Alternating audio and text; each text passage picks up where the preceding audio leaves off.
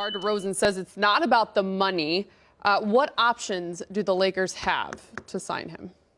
If it's really not about the money and he wants to put his money where his mouth is and he wants to sign for the Lakers mid-level exception, because that's the most they can offer any free agent that's not already theirs, that's less than $10 million. Okay. If he wants to sign for that, I'm sure the Lakers would pop out the checkbook in an instant.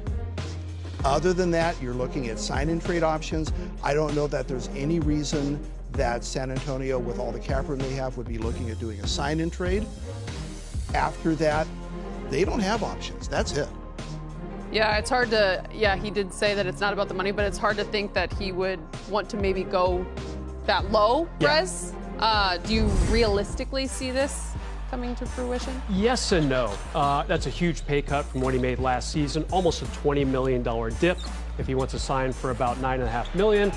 But if you listen to what he said in this podcast, he said he wants to win. Remember, he was the guy who was traded for Kawhi Leonard, missed out on that championship in Toronto a few years ago.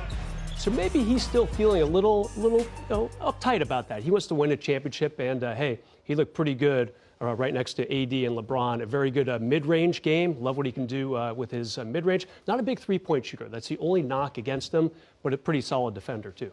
Watching the entire league and knowing how this goes, in 99% of the cases, I would say almost no shot whatsoever. The only thing is, this is the Lakers, and every once in a while, they pull one out of their hat. Yeah. So, is this that time? Yeah. Is this another Carmelo, Gary Payton, right. we'll come for nothing situation? Who knows? It's possible.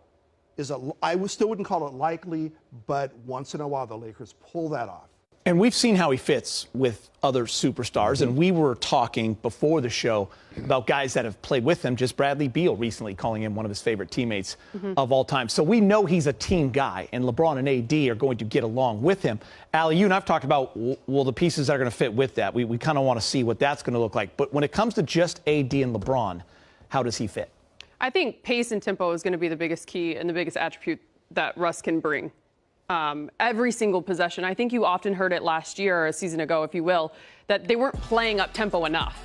You know, they weren't out in the open floor really utilizing their strengths as much as they could. This guy provides that for you. I also think this, as much as we want to sit here and say that Russ coming to this team has to adjust, I think that we might see a different version of LeBron James and Anthony Davis. You might see a little bit more of Anthony Davis at the center spot. You might see LeBron James playing the power forward a little bit more because he's got a guy like that he can count on, that he can trust and knows can stabilize the offense. Yeah. And so I think that's an angle which I don't think a lot of people are thinking about and talking about just yet. But that's where I would like to see it change. Yeah. And Brez brought up an interesting point earlier. His rebounding, okay? That fast break is going to start as soon as it touches his hands. Rebounding guards. He's not going to be looking to outlet pass anybody. He might take 3 or 4 dribbles, get it going, and then give it up. But I think that with his rebound ability, and he's a guard that understands that guards don't box out, guards don't rebound, and he gets a lot of them on both ends. So when he gets it, their fast break is in gear immediately. So we'll see how that unfolds. On a nightly basis, for a team that's trying to win a championship like the Lakers, what does he bring you? Attitude and perseverance every night. He's not going to give up. He's going to put so much pressure on you that I don't think he makes defenses give up, but I think he just makes them say, damn, I don't know what else to do, because he comes at you so hard every second he's on the play.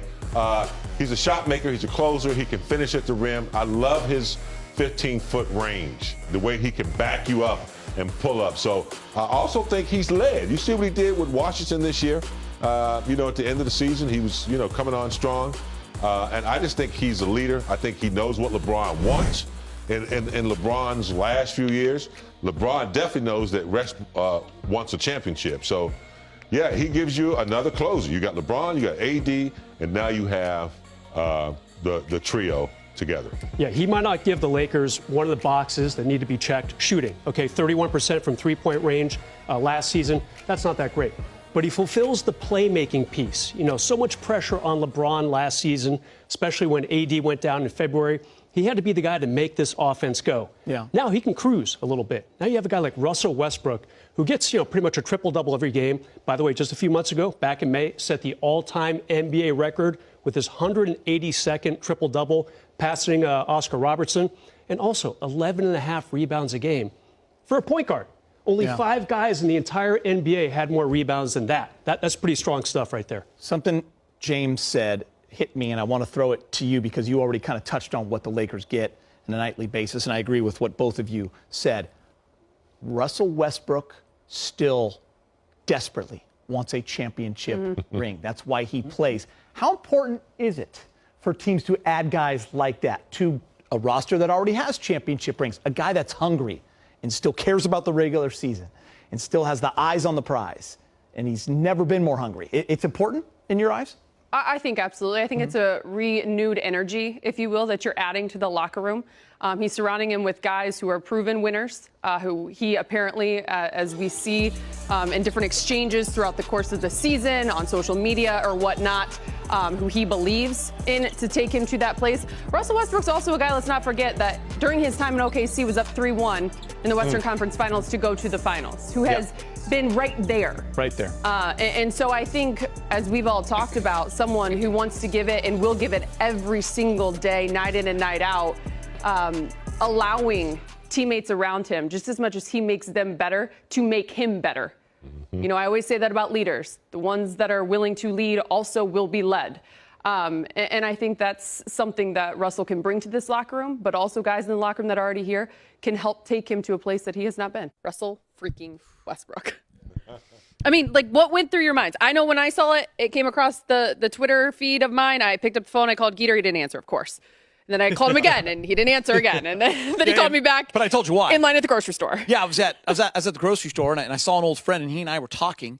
And literally, one of the guys that works at the store that always talks to me about Lakers comes walking by me. He's like, "We're getting Westbrook," and I kind of blew him off. I was like, "No, I don't think so." I don't know. And like he just kept walking. By the way, I looked at my phone. I had 54 texts. What was going on? Allie, a missed call. I realized what happened. I had to go back to where he worked over at the pokey section and say, "By the way, yes, Westbrook's Right, coming." sir. So I don't know. For me, guys, I don't know. I still think I'm a little bit in shock over it. Like it's interesting. He wasn't on my number one. He wasn't number one on my wish list. I wasn't thinking about it a lot. Actually, it was Allie and Voice of God, Be More, our producer, that kind of put it out there a couple weeks ago. We've talked about it on our podcast. But now that he's here, and I've had some time to think about it, and we've done a live show. I mean, he's a Hall of Famer, man. He's a guy that gives you everything he has every single night. He's got a motor that is basically unmatched. I think James said it on our live show. He's got 2 hearts in his chest. I mean, he's going to fight until the very end. He wants to win a ring. He's back home. He's a great teammate. He's a triple-double machine. I think I'm more just curious now what's going to go around these guys. That's really the part of the puzzle that I'm more intrigued about. You have a chance to get a Hall of Famer. I mean, you do it.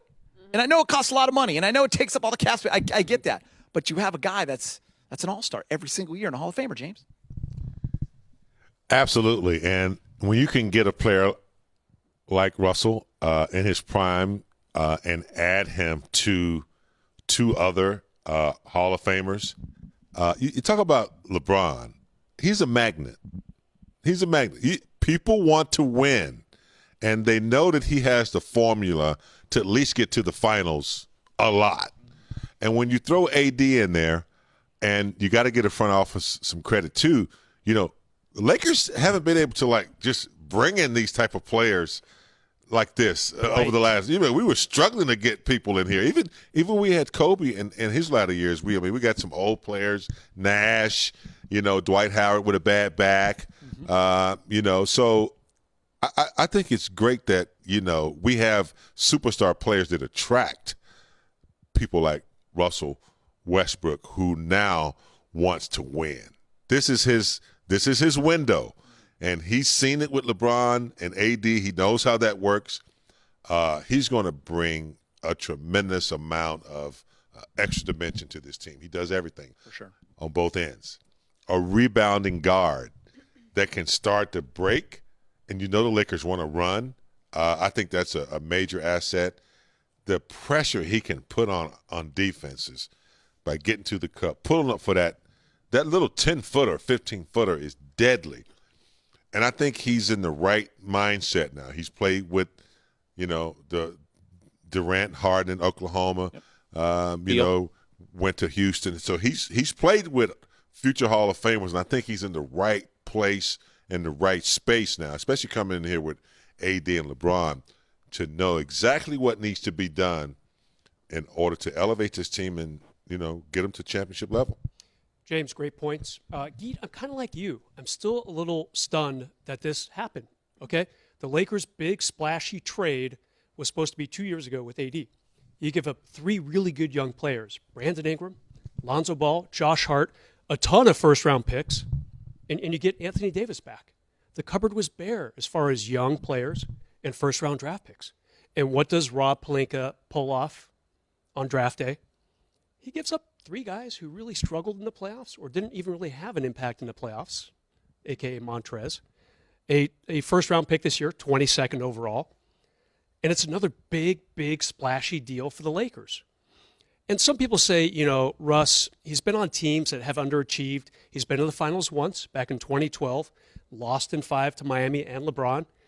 And I think he's going to be on really, really good behavior out here. Not that he's a bad guy, but he went to Lusinger for high school in Lawndale. Then he went to UCLA. He's finally coming home after 13 years in the league. I think he wants that ring. I think he's going to listen to LeBron. He's probably going to listen to AD too, even though he's several years younger.